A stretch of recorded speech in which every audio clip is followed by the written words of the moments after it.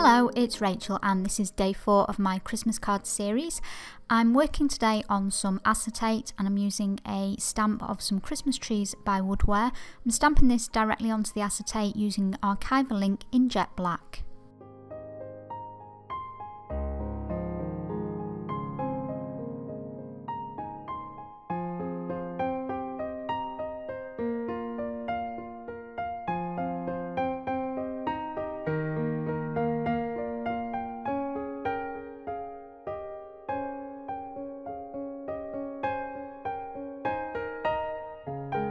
I'm going to embellish the stamped image with glitter, so before I do this I'm just running over the acetate with an anti-static wipe, or you can use corn flour for this, and I'm using some Art Institute glue which dries clear.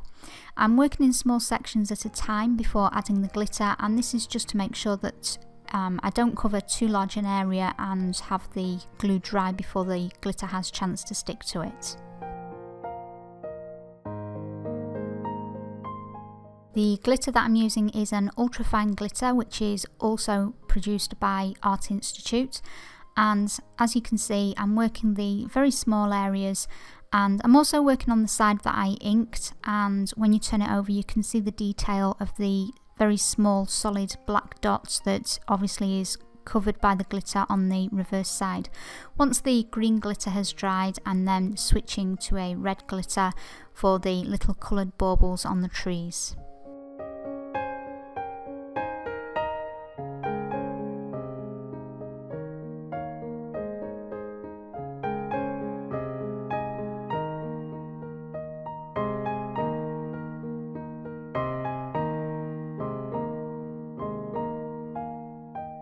Once all the glue is dried, you can see the glitter on the correct side as well as all the detail that was covered up on the reverse.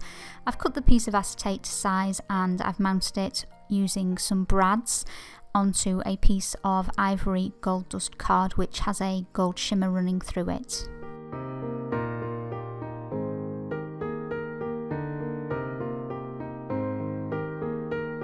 Next I'm preparing some layers to mount the focal image onto, and I've selected these in coordinating colours. I've got 2 pieces of basil cardstock in a green and red, and I've also got an additional piece of the ivory gold dust card. I'm mounting these onto each other using some sellotape, double-sided tape, and then I'm using some double-sided foam for the focal piece so that this has a raised appearance.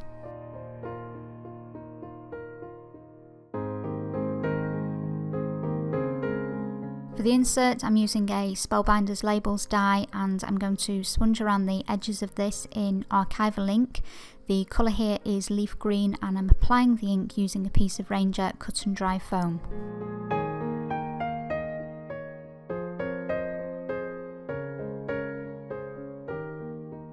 For the sentiment on the insert, I've chosen a stamp by Paper Tray Ink. This is from the set called Signature Christmas, which I've used throughout this series. I'm stamping this using the archival ink in jet black, and I also, after I've done this, decide to double mount this insert, so I cut an additional label in one of the basil cardstocks that I used on the outside of the card. Before I attach these, however, I decide to add some tiny little splatters using a Stampin' Up stamp. This is from the Itty Bitty Background set, which unfortunately is discontinued, although you can often find it on eBay.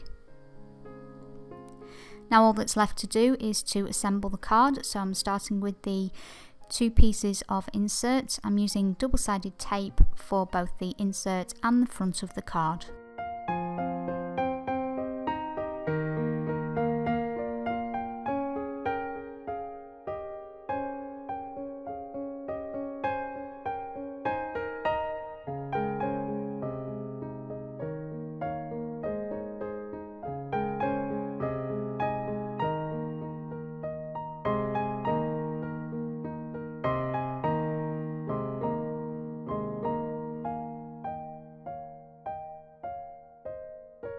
That is our card completed. It was a challenging one to try and film due to the reflection on the acetate, but I hope that it was clear enough for you. If you enjoyed the video, I would appreciate it if you hit the like button or leave me a comment. If you're not a subscriber, I would appreciate it if you hit the subscribe button and also hit the bell notification so that you get notified every time I upload a new video. There is a link to the full product list in the video description, and you'll also find links to my social media there.